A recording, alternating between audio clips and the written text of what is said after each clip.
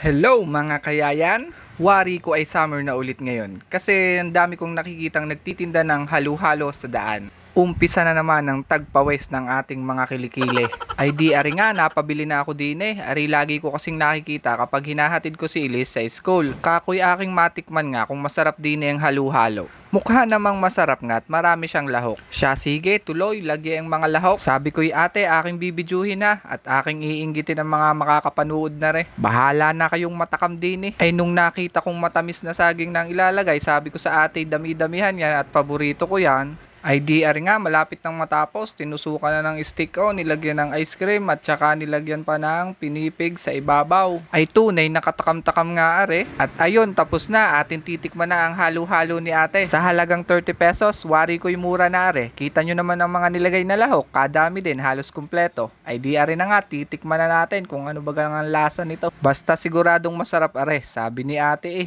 Jelly. Jelly? Whoa. Yummy.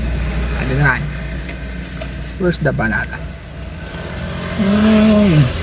Kami dun, okay. Yummy. Hulog. Hulog. Yes. Yan. What color is that? Pink.